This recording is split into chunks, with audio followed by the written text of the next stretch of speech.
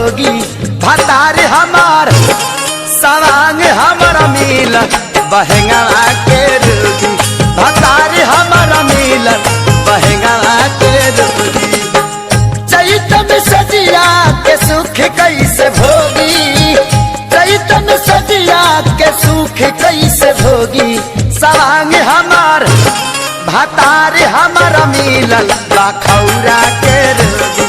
सवांग हमारा मिलन बखौरा के रोगी। अरे दिया हो दिया अरे हिलनो हो मोय बोले वाला बीमारी कर धरे न भाई दादा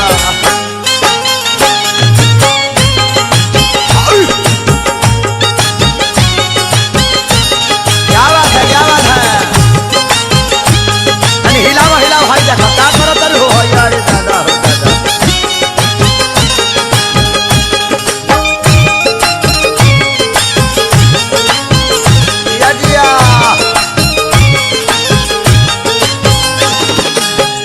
हम बानी जोश में बीमार बाड़े तोता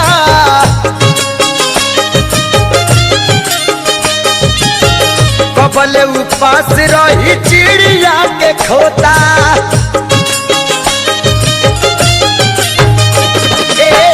हम बानी जोश में बीमार बाड़े तोता कबले उपास रही चिड़िया के खोता माठी पर के जोगी है एक मान माठी पर के जोगी भतार हमार सवांग हमारा मिलन हेपेटाइटिस के रोगी भतार हमारा मिलन जॉन्डिस के रोगी। अरे जय हो बेदर्दी जी क्या बात है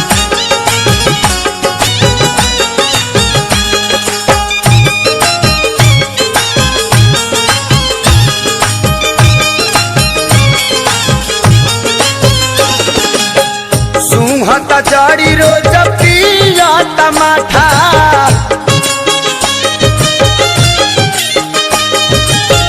सूख के भाईल बाट मकई के ढाठा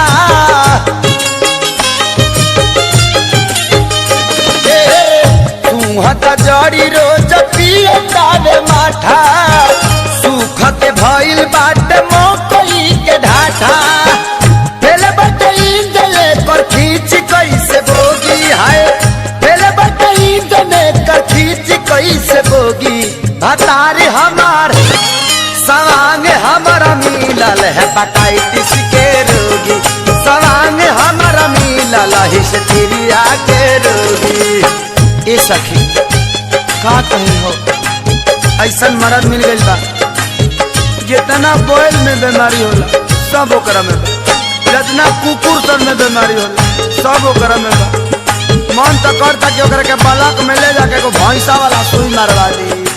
अन्ना तो पुराना हॉस्पिटल में ले जाके ओकरा के कोई बढ़िया डॉक्टर से देखाई अपनो ऑपरेशन करानी। पिया परदेसी सुख के भइल बाड़े लपड़ी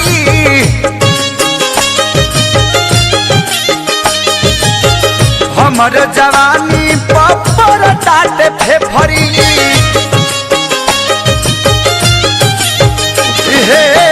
पिया परदेसी सुख के भइल बाड़े लकड़ी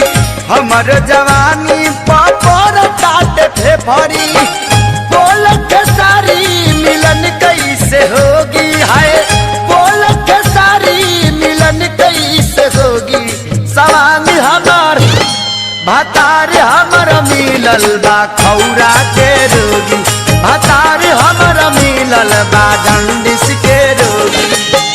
चैत में सजिया के सुख कैसे भोगी है चैत में सजिया के सुख कैसे भोगी भतार हमार सवांग हमारा मिलल बहंगवा के रोगी भतार हमारा मिलल बहंगवा के रोगी।